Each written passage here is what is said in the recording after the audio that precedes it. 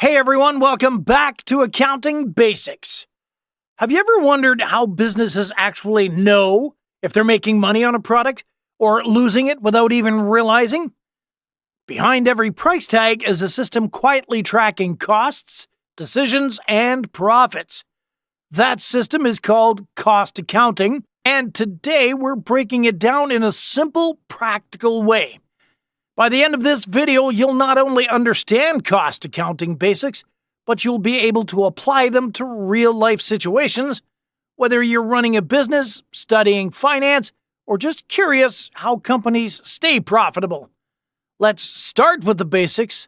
What is cost accounting? Cost accounting is the process of tracking, analyzing, and controlling costs associated with producing goods or services.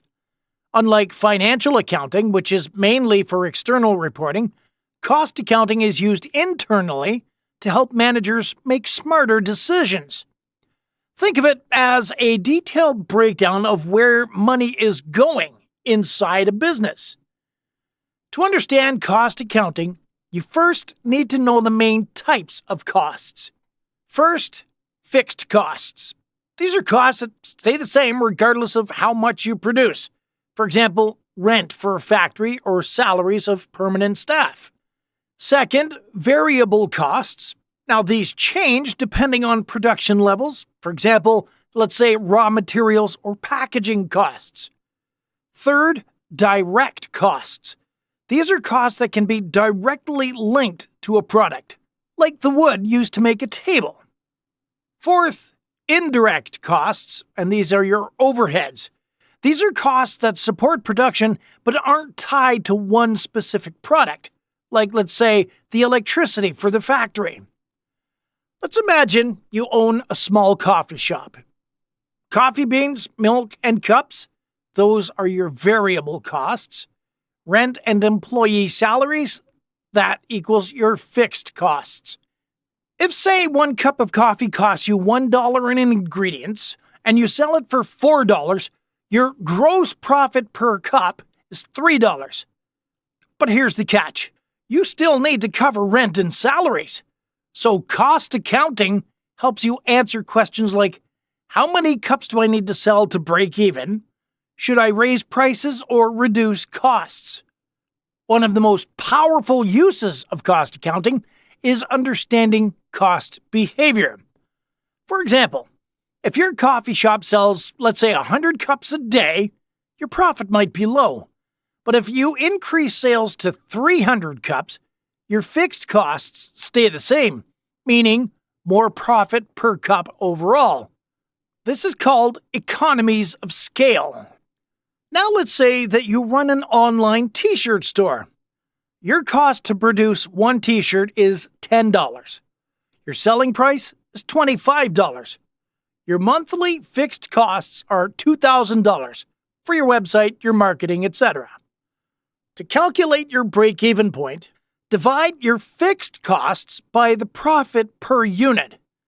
Profit per shirt equals $25 minus $10 equals $15.